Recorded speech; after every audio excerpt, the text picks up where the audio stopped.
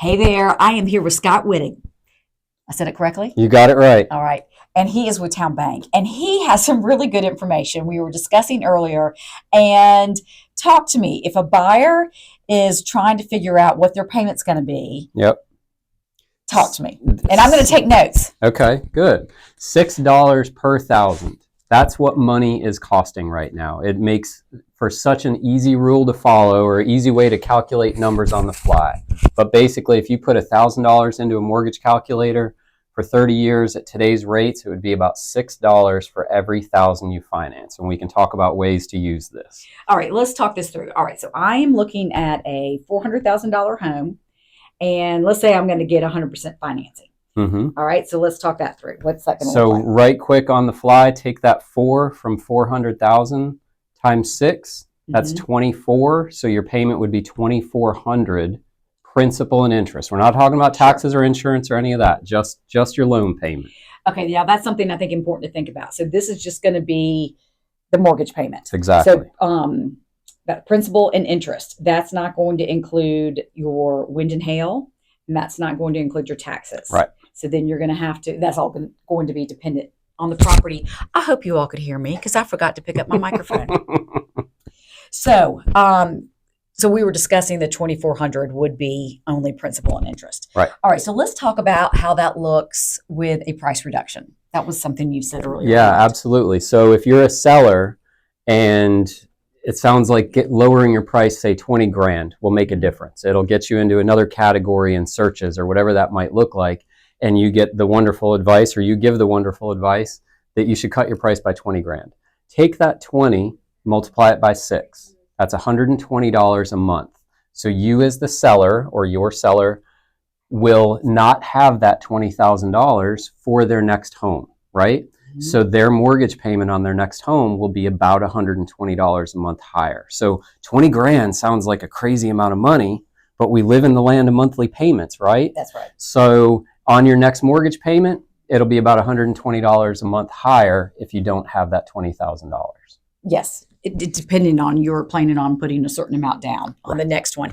But then for a buyer, a $20,000 price reduction could save them $120 a month. Exactly. Okay. Yep. All right. That sounds great. You got it. All right. Tell me another scenario about how this principle of 6 per 1,000 can be used. It happens all the time with negotiations, right? So you have buyers, say you have a husband and wife. The husband is just sweating it over that $2,000 that the seller won't come down, but the wife really wants the house, right? Mm-hmm. Well, tell the husband it's $12 a month.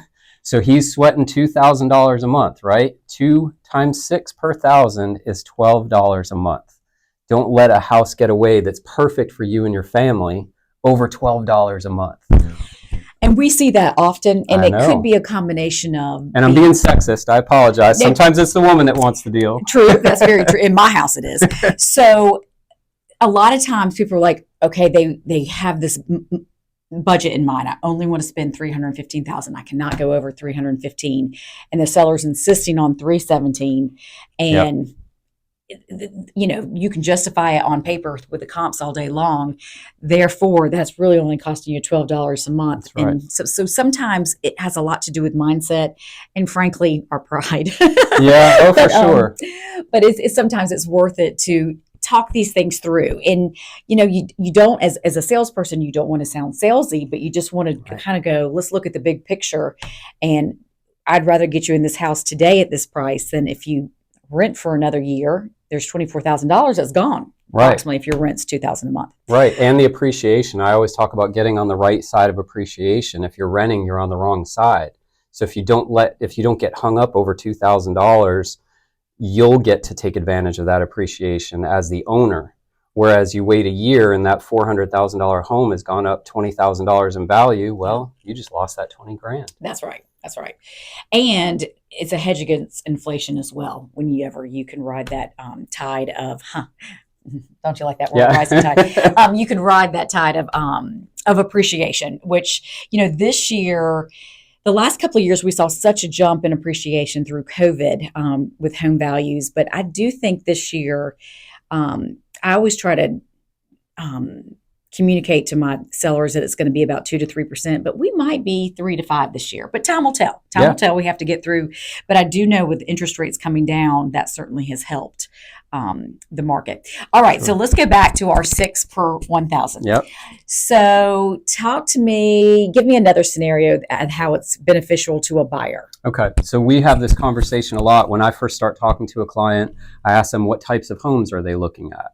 Mm-hmm. Are they looking at single family or condos or townhomes? And so when you start looking at townhomes and condos, it's HOA dues that become a big part of the question. So if you have a single family home and a townhome, and that townhome has, say, $180 a month in dues. Mm-hmm. I'm doing easy math. Mm-hmm. Take that $180 a month in dues, divide it by 6 for $6 per thousand. Mm-hmm. That gives you $30,000.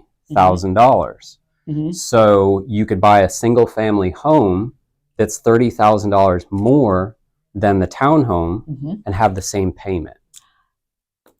That's easy way to do it on the fly. What's the impact of HOA dues? Divide the HOA dues amount by 6, and that tells you how many thousands more you could buy of a regular single family.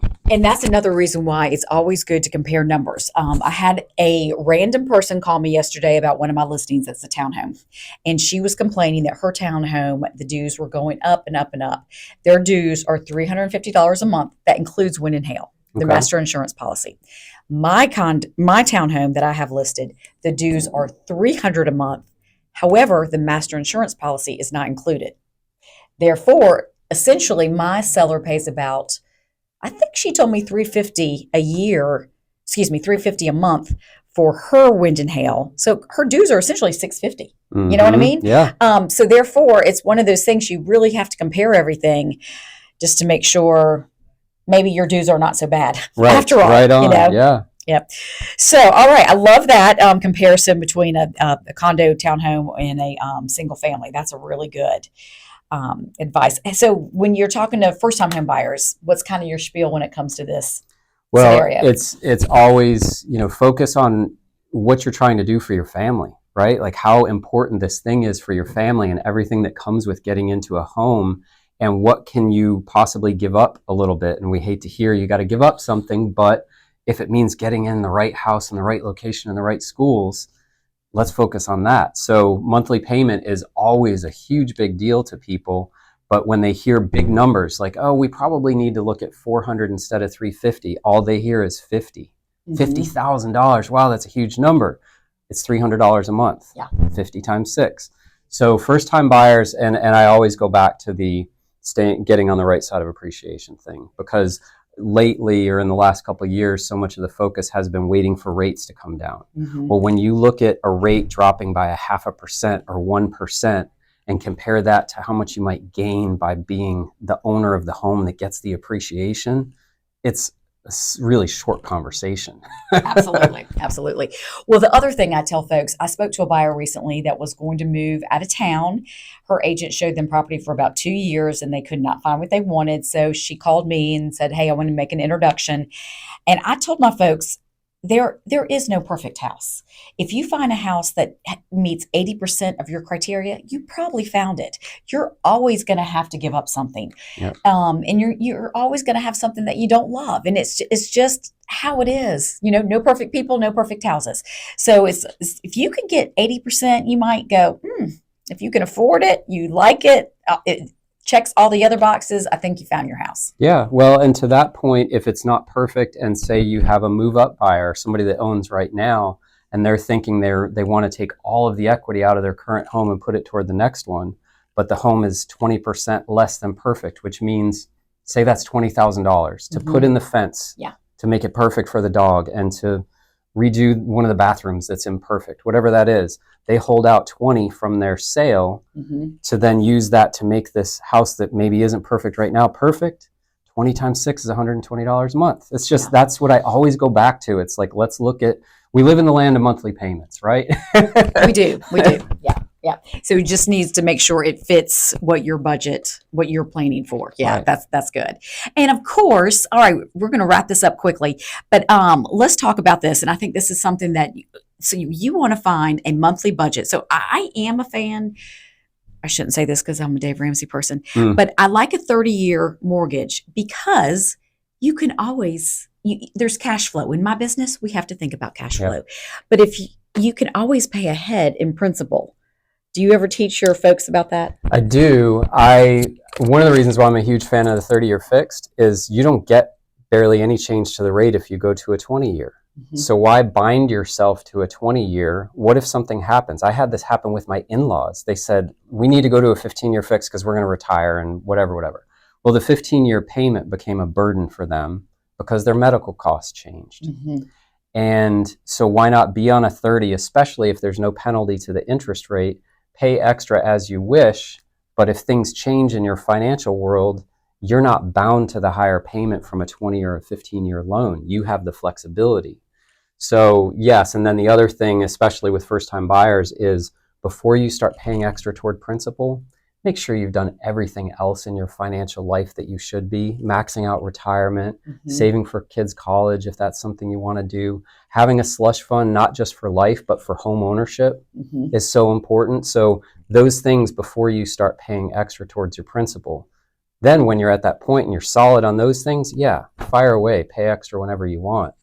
I think that's fantastic advice. All right. Thank you You're so welcome. much, Scott. Thank this has you. been great. And if you need Scott, you can find him at Town Bank here in Wilmington.